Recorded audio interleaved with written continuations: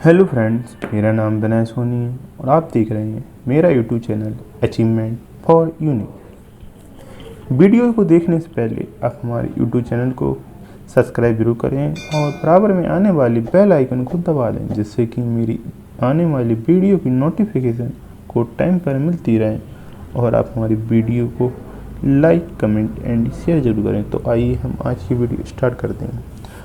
आज हम लोग NCERT के क्लास 6 के जियोग्राफी सब्जेक्ट के चैप्टर नंबर 8 को देखेंगे, जिसका नाम है भारत एवं जलवायु, वनस्पति तथा अन्य प्राणी। तो आइए हम वीडियो स्टार्ट करते हैं। आप मौसम के बारे में प्रतिदिन समाचार पत्रों में पढ़ते हैं तथा टेलीविज़न पर देखते हैं अथवा दूसरों को इस संबंध में बातें करते हुए सुनते भी होंगे। आप जानते हैं कि मौसम वायुमंडल में दिन प्रतिदिन होने वाला परिवर्तन, जो शायद अंदर मौसम होता है, वायुमंडल में दिन प्रतिदिन होने वाला परिवर्तन है। इसमें तापमान, वर्षा, सूर्य का विकिरण इत्यादि शामिल है। आइए हम इसको एक उदाहरण के माध्यम से समझते हैं। उदाहरण के लिए, मौसम कभी भी गर्म या ठंडी हो सकता है। कभी कभी आसमान में बादल छा जाते हैं तो कभी वर्षा होती है। आपने ध्यान दिया होगा कि जब बहुत दिनों तक मौसम गर्म रहता है तब आपको ऊनी वस्त्रों की आवश्यकता नहीं पड़ती है। आप खाने पीने में ठंडे पदार्थों को पसंद करते हैं। इसके विपरीत ऐसे ही दिन होते हैं जब आपकी ऊनी वस्त्रों के बिना ठंड लगती है। ठंडी और तेज हवाएं चलती हैं। इन दिनों में आप गर्म चीज़ें खाना पसंद करते हैं। सामान्यतः भारत में प्रमुख मौसम होते हैं, जैसा कि दिसंबर से फरवरी तक का समय ठंडा मौसम होता है, जिसे सर्दी कहा जाता है। मार्च से मई तक का समय गर्म मौसम रहता है, इसे गर्मी कहा जाता है। जून से सितंबर तक दक्षिण पश्चिम मानसून का मौसम होता है, जिसे वर्षा कहा जाता है। अक्टूबर से नवंबर तक के मानसून के लौटने का समय होता है, इसे शरद ऋतु कहा जाता है। आइए हम ऋतु के बारे में जानते हैं। शीत ऋतु, ठंडे मौसम में सूर्य की सीधी किरणें नहीं पड़ती हैं, जिसके परिणाम स्वरूप उत्तर भारत का तापमान कम हो जाता है। ग्रीष्म ऋतु, गर्मी के मौसम में सूर्य की किरणें अधिकतर सीधी पड़ती हैं। सामान्यतः जो सूर्य की किरणें हैं वो पृथ्वी पर सीधी पड़ने के कारण इस क्षेत्र का तापमान बहुत अधिक हो जाता है। इन दिन में समय गर्म और शुष्क पवन बहती हैं, जिसे लू कहा जाता है। आइए अब हम दक्षिण पश्चिम मानसून या वर्षा का मौसम के बारे में जानेंगे। यह मानसून के आने और आगे बढ़ने का मौसम है। इस समय पवन बंगाल या की खाड़ी अथवा अरब सागर के स्थल की ओर बहती है। वे अपने साथ नमी भी लाती हैं। जब ये पवन पहाड़ों से टकराती है तब वर्षा होती है। सामान्यतः जब मानसून आता है तो यह पवन बंगाल की खाड़ी और अरब सागर के से स्थल की ओर बहती हैं। ये अपने साथ नमी लाती हैं, जो पर्वतों से टकराकर वर्षा करती हैं। अब मानसून के लौटने का समय या शरद ऋतु के बारे में जानेंगे। इस समय पवन स्थल भागों से लौटकर बंगाल की खाड़ी की ओर बहती हैं। सामान्यतः जो हवाएं होती हैं वो स्थल से बंगाल की खाड़ी और अरब सागर की ओर बहती हैं। यह मानसून के लौटने का समय होता है। भारत के दक्षिणी भागों में, विशेषकर तमिलनाडु तक आंध्र प्रदेश में के इस मौसम में वर्षा होती है। किसी स्थान पर अनेक वर्षों में मापी गई मौसम की औसत दशा को जलवायु कहते हैं। सामान्यतः जिस स्थान पर अनेक वर्षों को मापा जाता है उसे जलवायु कहते हैं। भारत की जलवायु को मोटे तौर पर मानसूनी जलवायु कहा जाता है। मानसून शब्द अरबी भाषा के मौसम से लिया गया है, जिसका अर्थ होता है मौसम। भारत की स्थिति उष्णकटिबंध होने के कारण अधिकतर वर्षा मानसूनी पवन से होती है। वर्षा में कृषि वर्षा पर निर्भर है। अच्छे मानसून का मतलब है पर्याप्त वर्षा, प्रचुर मात्रा में फसलों का उत्पादन। किसी स्थान की जलवायु उसकी स्थिति, ऊंचाई, समुद्र से दूरी अथवा उच्चावास पर निर्भर करती है। सामान्यतः किसी स्थान की जलवायु अनेक निम्न शर्तों पर निर्भर करती है, जैसे कि स्थिति, ऊंचाई, समुद्र से दूरी आदि पर निर्भर करती है। इसलिए हमें भारत की जलवायु में क्षेत्रीय विभिन्नता का अनुभव होता है। राजस्थान में मरुस्थल की स्थित है, जैसे जैसलमेर अथवा बीकानेर बहुत गर्म स्थान है, जबकि जम्मू कश्मीर के द्रास तथा कारगिल के में बर्फीली ठंड पड़ती है। तटीय क्षेत्र जैसे मुंबई तथा कोलकाता की जलवायु मध्यम है, भी ना ही अधिक गर्म और ना ही अधिक ठंडे हैं। समुद्र तट पर होने के कारण यह स्थान बहुत अधिक आर्द्र होते हैं, मतलब इनमें अधिक आर्द्रता पाई जाती है। समुद्र तट पर होने के कारण यहाँ अधिक आर्द्रता होती है। विश्व की सबसे अधिक वर्षा मेघालय में स्थित मौसिनराम में होती है, जबकि किसी वर्ष राजस्थान जैसलमेर में वर्षा होती ही नहीं है। अब हम लोग प्राकृतिक वनस्पति के बारे में जानेंगे। हम अपने चारों तरफ विभिन्न प्रकार के पादप जीवन देखते हैं।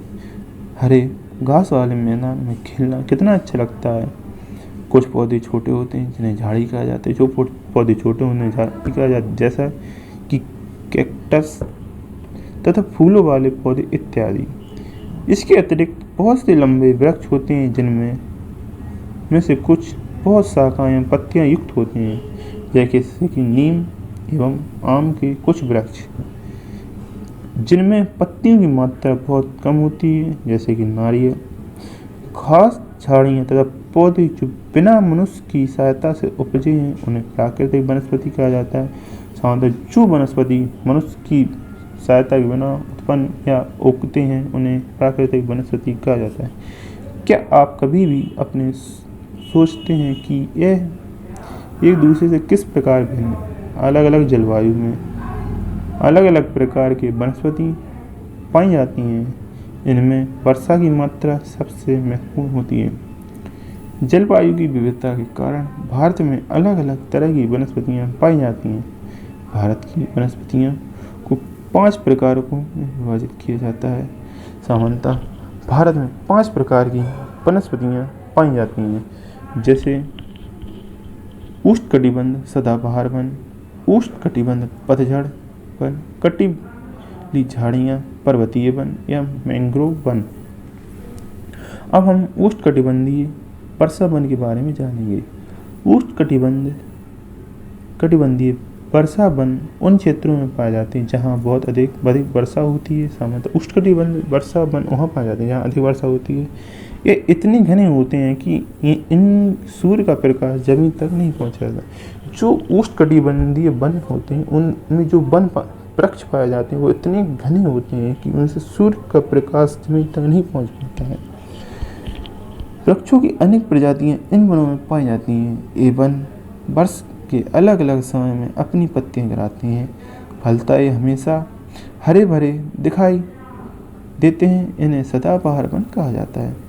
जैसा कि अंडमान निकोबार द्वीप समूह में उत्तर पूर्व राज्यों में कुछ भागों में पश्चिमी घाट में सक्रिय पट्टी में पाए जाने वाले प्रमुख वृक्ष महोगनी, अबोनी, रोजवुड है। अब हम उष्णकटिबंधीय पतझड़ वन के बारे में जानेंगे। हमारे देश में बहुत से बड़े भाग में इस प्रकार के वन पाए जाते हैं। इन वनों को मानसूनी वन भी कहा जाता है। ये कम घने होते हैं और वर्षा के एक निश्चित समय में अपनी पत्तियां गिराते हैं। सामान्यतः जो उष्णकटिबंधीय वन पतझड़ वन होते हैं वो अधिक क्षेत्र में पाए जाते हैं भारत के, और जो यह वन होते हैं वर्षा के एक समय निश्चित पूर्व अपनी पत्तियों को गिराते हैं। इन वनों में पाए जाने वाली महत्वपूर्ण पेड़ साल, सागौन, पीपल, नीम, शीशम हैं। मध्य प्रदेश, उत्तर प्रदेश, बिहार, झारखंड, छत्तीसगढ़, उड़ीसा, महाराष्ट्र के इन भागों में यह वन पाए जाते हैं। अब हम कटीली झाड़ियों के बारे में जानेंगे। इस प्रकार की वनस्पतियां देश के शुष्क भागों में पाई जाती हैं। जो कटीली झाड़ियाँ होती हैं वह शुष्क स्थलों में पाई जाती हैं। पानी की क्षति को कम करने के लिए इनकी पत्तियां बड़े बड़े कांटे उगाती हैं। इनके महत्वपूर्ण वृक्ष हैं कैक्टस, खैर, बबूल, कीकर इत्यादि। ये राजस्थान, पंजाब, हरियाणा, पश्चिम बंगाल के पूर्वी ढालों एवं गुजरात में पाई जाती हैं। जहाँ यहाँ जैसा कि चित्र में दिखाया गया है कि कटीली झाड़ियाँ किस प्रकार की होती हैं। अब हम पर्वतीय वनों के बारे में जानेंगे। पर्वतों में ऊंचाई के अनुसार वनस्पतियाँ विभिन्न प्रकार की होती हैं। ऊंचाई बढ़ने के साथ तापमान में कमी आती है। समुद्र तल से 1500 मीटर से 2500 मीटर की ऊंचाई के बीच के पेड़ों का आकार शंकुआकार होता है। ये छोटे पौधे शंकुधारी वृक्ष कहे जाते हैं। इन वनों के महत्वपूर्ण वृक्ष चीड़, पाइन और देवदार वृक्ष होते हैं। सामान्यतः जो पर्वतीय वन होते हैं वह शंकुआकार स्थिति में पाए जाते हैं, इसीलिए इन्हें पौधे को शंकुधारी वृक्ष कहा जाता है। यह सामान्यतः इनमें जो मेन वृक्ष हैं वो हैं चीड़, पाइन और देवदार के वृक्ष हैं। अब हम मैंग्रोव वन के बारे में जानेंगे। यह वन खारे पानी में भी रह सकती हैं। ये मुख्यतः पश्चिम बंगाल के सुंदरवन, अंडमान एवं निकोबार के द्वीप समूह में पाए जाते हैं। सुंदरी इस प्रकार के वनों की महत्वपूर्ण प्रजाति है।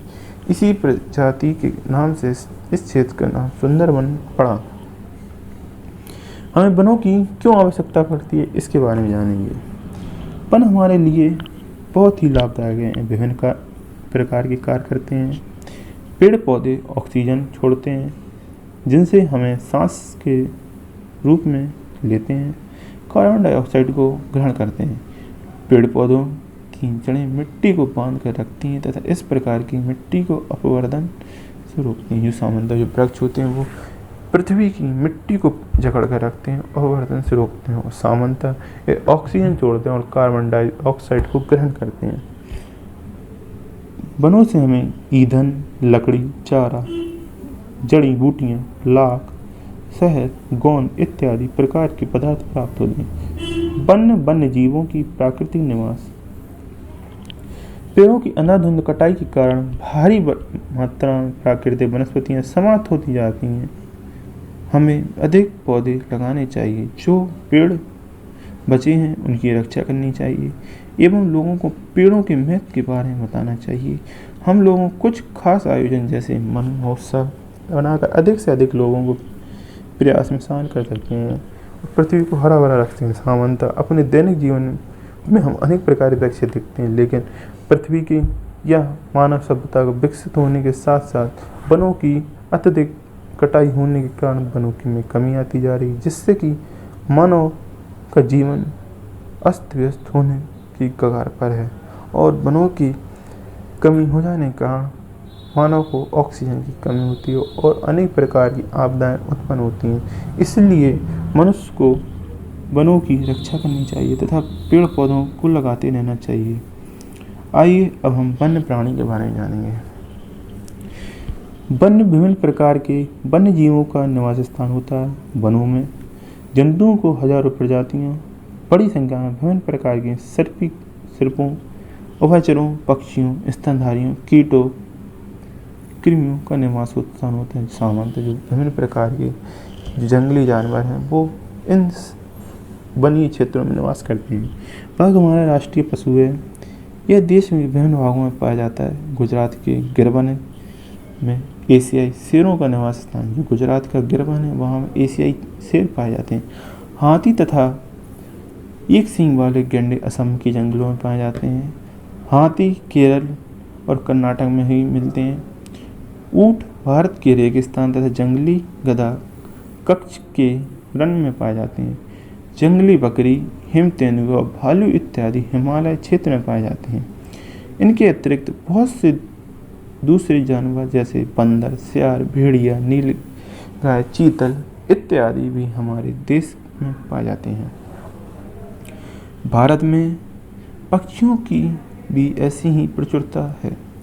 जैसे ही मोर हमारा राष्ट्रीय पक्षी है। भारत में पक्षी तोता, मैना, कबूतर, बुलबुल, बतख इत्यादि अन्य बहुत सारे राजकीय पक्षी उद्यान हैं जो पक्षियों को उनका प्राकृतिक निवास प्रदान करते हैं। उद्यान अधिकारियों से पक्षियों की रक्षा करते हैं। क्या आप अपने इस क्षेत्र में पाए जाने वाले 5 पक्षियों के निवास स्थानों के बारे में जानते हैं? नीचे कमेंट करके बताइए। भारत के में सांपों की सैकड़ों प्रजातियां पाई जाती हैं, उनको जिनमें से कोबरा करेत प्रमुख हैं। वनों की कटनी तथा जानवरों के शिकार के कारण भारत में पाए जाने वाले वन्य जीवों की प्रजातियां तेजी से घटती जाती हैं। बहुत सी प्रजातियां तो समाप्त होती जा चुकी हैं या होने की कगार पर हैं। उनको बचाने के लिए बहुत से नेशनल पार्क, बहु विहार, जीव मंडल, आरक्षित क्षेत्र स्थापित किए गए हैं।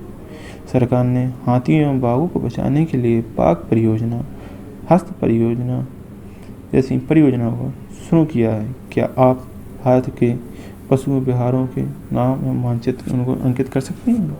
नीचे डायग्राम शायद कमेंट करिए। अब वन्य जीवों के संरक्षण में अपना हाथ बटा सकते हैं। आप जानवरों के शरीर में विभिन्न अंगों जैसे हड्डी, सींग, पंख से बने पदार्थों को खरीदने के इनकार कर सकते हैं। प्रत्येक वर्ष हम लोग अक्टूबर के पहले सप्ताह को वन्य जीव सप्ताह के रूप में मनाते हैं, ताकि वन्य जीव के निवास को संरक्षित करने के लिए जागरूकता लाई जाए। तो जो अक्टूबर का पहला सप्ताह होता है उसे वन्य जीव सप्ताह कहा जाता है।